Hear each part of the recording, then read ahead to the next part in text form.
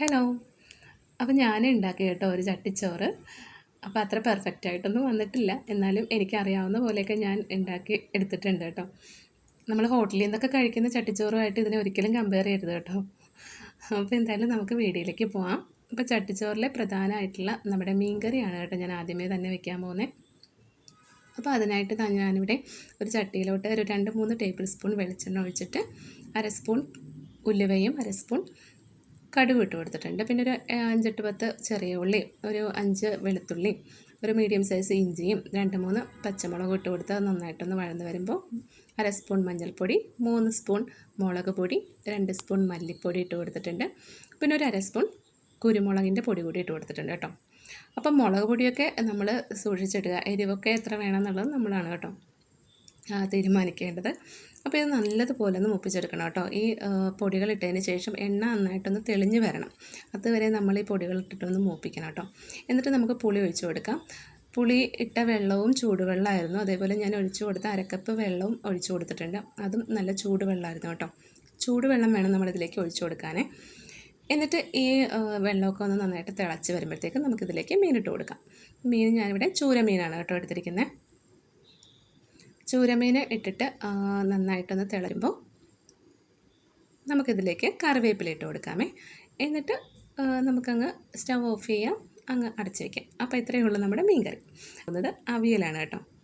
അപ്പോൾ അവിയലിന് കയ്യിലുണ്ടായിരുന്ന കുറച്ച് കഷ്ണങ്ങളൊക്കെ ഇതേപോലെ നീളത്തിൽ അരിഞ്ഞെടുത്തിട്ടുണ്ട്. അതിലേക്കൊരു 3 പച്ചമുളക് ഇട്ട് കൊടുത്തിട്ടുണ്ട്. എന്നിട്ട് നമുക്കിതൊരു പാത്രത്തിലേക്ക് ഇട്ട് കൊടുക്കാം. ഇതൊന്ന് വേവിച്ചെടുക്കണം. അപ്പോൾ കുറച്ചെന്ന് വെച്ചാൽ 1 സ്പൂൺ മഞ്ഞൾപ്പൊടിയും ഒരു 1.5 സ്പൂൺ മുളക് പൊടിയും ആവശ്യത്തിനുള്ള ഉപ്പും കൂടി ഇട്ട് കൊടുക്കാം. എന്നിട്ട് ഒരു ടേബിൾ സ്പൂണോളം വെളിച്ചെണ്ണ കൂടി ഒഴിച്ച് കൊടുത്തിട്ടുണ്ട് കേട്ടോ.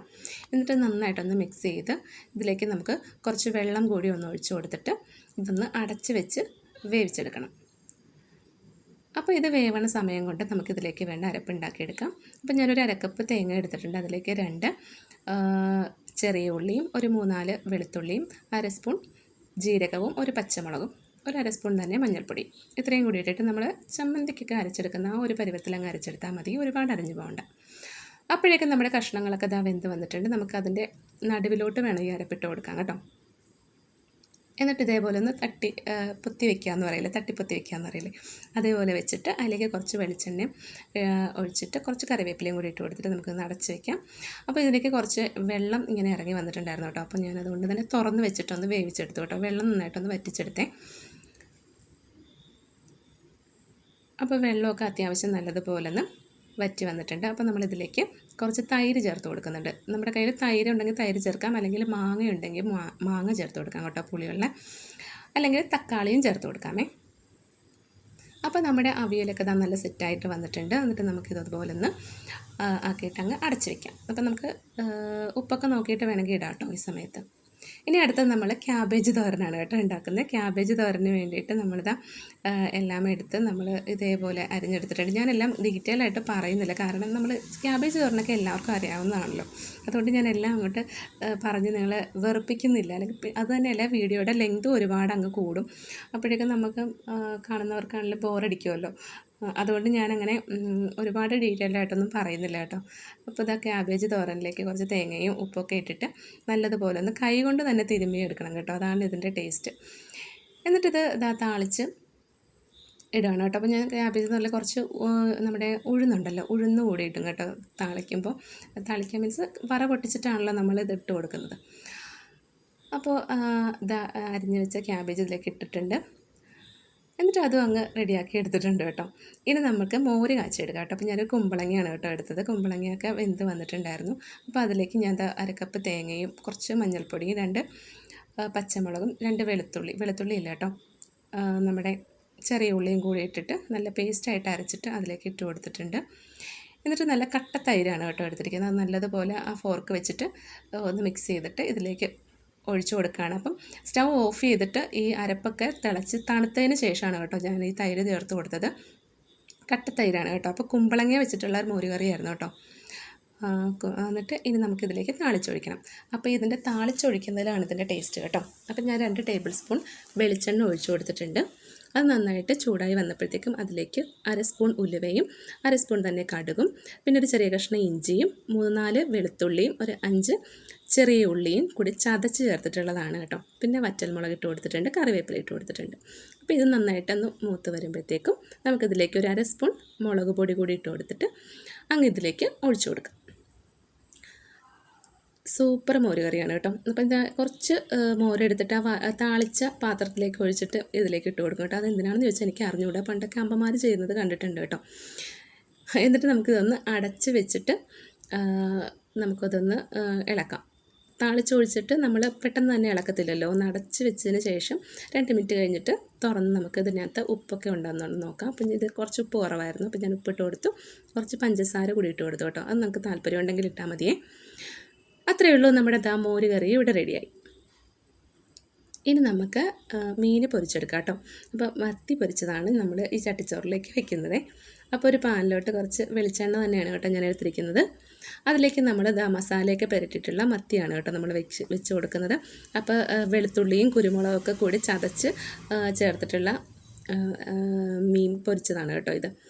അപ്പോൾ നമ്മുടെ മീൻ പൊരിക്കലും കഴിഞ്ഞു. അടുത്ത ഐറ്റം എന്ന് പറയുന്നത് ഒരു മെഴുക്ക് വരട്ടിയാണ് കേട്ടോ. അപ്പോൾ ഞാൻ കുറച്ച് വെണ്ടയ്ക്ക എടുത്തിട്ടുണ്ട്. അത് നമ്മൾ ഈ പറഞ്ഞതുപോലെ തന്നെ വെളിച്ചെണ്ണ ഒഴിച്ചതിന് ശേഷം നമുക്ക് ആ വെണ്ടയ്ക്ക അങ്ങിട്ട് കൊടുക്കാം. എന്നിട്ട് നന്നായിട്ടൊന്ന് ഫ്രൈ ആയി വരണം.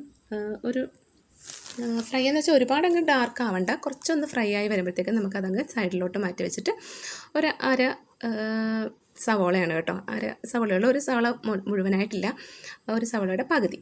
അത് നല്ല പൊടിയായിട്ട് അരിഞ്ഞിട്ട് അതും കൂടി ഇട്ട് കൊടുത്തിട്ടുണ്ട്.